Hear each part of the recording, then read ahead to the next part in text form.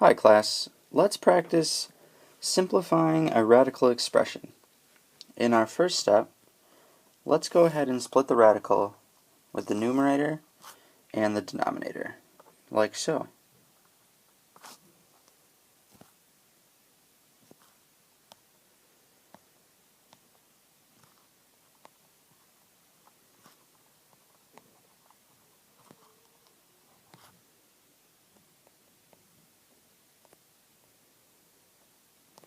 Notice how we'll still have the same equivalent expression. In our next step, let's start breaking things apart into groups of 3.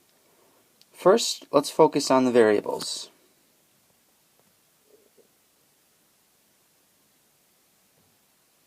So we'll leave 128 as 128.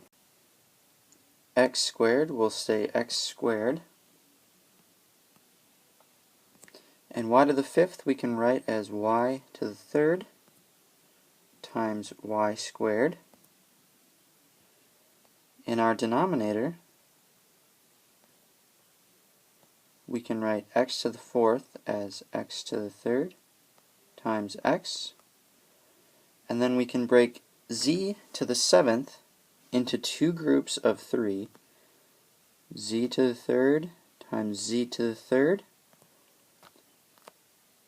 And then we'll have 1 z left over. Now let's go ahead and tackle the 128.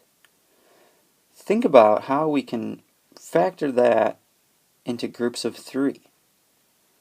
In this case, it would be 4 to the 3rd times 2. And then we'll leave our variables under the radical for the time being.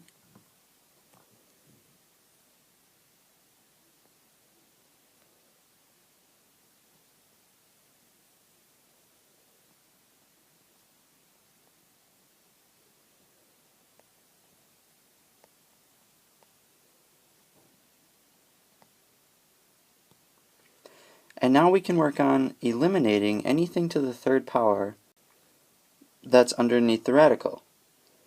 So 4 to the 3rd power, we can make a 4 on the outside of the radical. And then notice we have a y to the 3rd underneath, so we can pull out a y.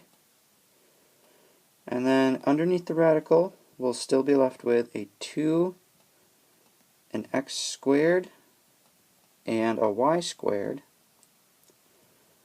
And then in our denominator, we've got an x to the 3rd, so we can pull an x out. And then we have 2z to the 3rds. So we'll be pulling 1z times another z, or we can just think about it as pulling out a z squared. So underneath the radical, we'll be left with an x times a z. Now we're almost finished. We just need to rationalize the denominator. So in this case, we have the cube root of x times z in our denominator. In order to get rid of that, we'll have to multiply the top and the bottom by the cube root of x squared z squared.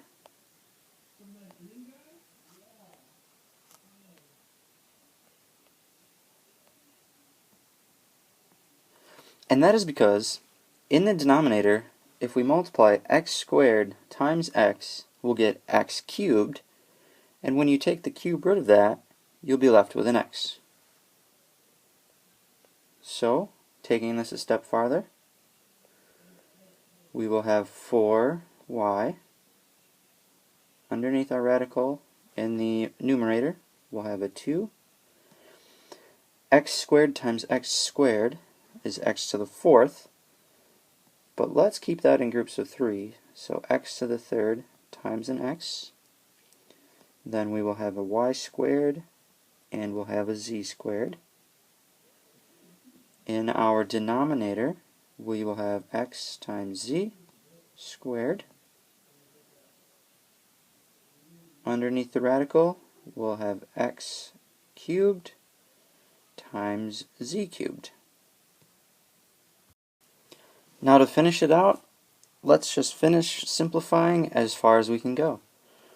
So in the numerator, we'll have 4y on the outside, and now we can pull an x to the third out, so we'll have an x. Underneath the radical, we'll be left with 2x y squared z squared. And in our denominator, x to the third underneath the radical, we can pull that out, so we'll have an x times an x now on the outside, or x squared. And z to the third underneath the radical means we can pull a z out, times the z squared that we already had will give us z to the third. In our final step,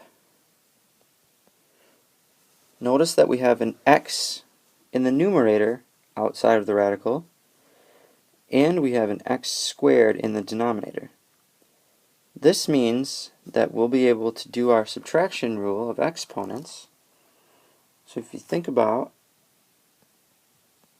our numerator now, we will have 4y times the cube root of 2x y squared z squared over x z to the third.